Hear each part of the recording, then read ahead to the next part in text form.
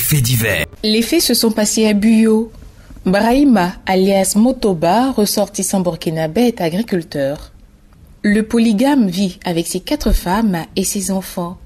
Selon nos sources, tout a commencé le 26 août 2018. Ce jour-là, un commerçant ambulant entre dans la cour du polygame. Il se présente comme un multiplicateur de billets de banque, communément appelé Djinamori sous nos cieux. Celui que nous allons appeler Mousse le Djinamori dit qu'il fait des heureux n'importe où. Il prend place et commence à expliquer. Voilà, tu me donnes 300 000 francs CFA et moi, je te donne 1 300 000 francs CFA, séance tenante.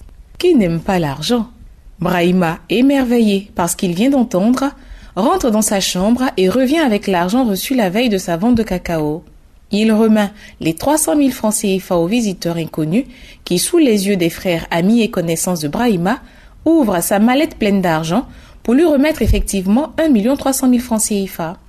À la grande joie de Brahima et sa grande famille. Tout se passait calmement jusqu'au jeudi 29 septembre 2022. Brahima, qui avait peut-être oublié l'épisode des 1 300 000, reçoit de nouveau Mousse le Djinamori. Cette fois-ci, le gars lui propose de lui remettre 5 millions de nos francs pour recevoir en retour 25 millions. Pour mieux appâter le cultivateur, il ouvre sa mallette contenant des billets de banque en coupure de 10 000 francs CFA. Se souvenant de ce qu'il a gagné des années en arrière, Brahima tout heureux décide d'aller vers ses compatriotes afin de réunir les 5 millions. Il prend soin de bien loger son bienfaiteur dans la tente. Brahima fait le tour des personnes susceptibles de lui prêter l'argent. De retour à la maison, il se rend compte qu'il manque 800 000 francs CFA. Sans se laisser démonter, Brahima mûrit l'idée de garantir quelques plantations de cacao, café et EVA. Puisqu'il doit recevoir 25 millions de francs CFA, il pourra rembourser ce qu'il doit tranquillement. Les 5 millions en poche, Brahima les remet à son visiteur qui ouvre légèrement sa petite mallette et montre le contenu à tous les curieux présents. Avant de remettre la mallette à Brahima, Mousse le Djinamori lui fait cette mise en garde. Brahima, il faut bien garder la mallette dans ta chambre, que personne ne la touche. Autre chose, tu ne dois l'ouvrir qu'à 5h00 du matin. Tu m'as bien entendu. Avant 5h00, il ne faut pas ouvrir la mallette. Bon, j'ai fini.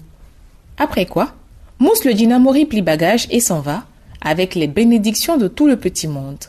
Brahima et son entourage sont tellement confiants que selon nos sources, ses voisins l'ont même sollicité pour des prêts le lendemain. Les femmes de son entourage voulèrent du crédit pour leur commerce et rembourser plus tard. Quant à Brahima, alias Motoba, sourire aux lèvres, il ne faisait que promettre.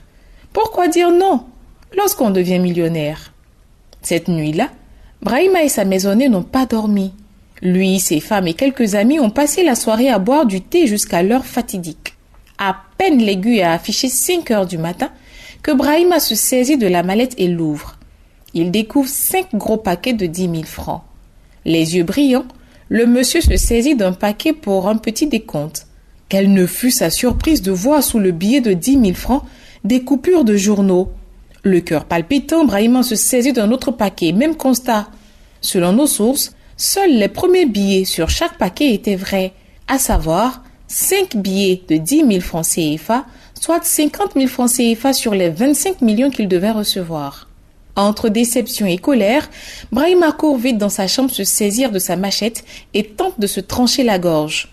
Ses compatriotes présents l'en empêchent et réussissent à lui arracher l'arme des mains. Impuissant, l'homme se jette au sol et se met à pleurer, suivi de ses femmes. Comment va-t-il rembourser tout l'argent emprunté? Que va-t-il devenir?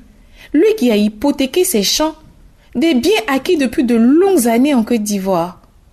Las de se poser des questions, selon nos sources, 2 jours après l'incident, Brahima et ses 3 premières femmes ont fui nuitamment, laissant la plus jeune sur place. Ils seraient retournés au Burkina Faso, le pays des hommes intègres. Ça se passe ici. Les faits divers.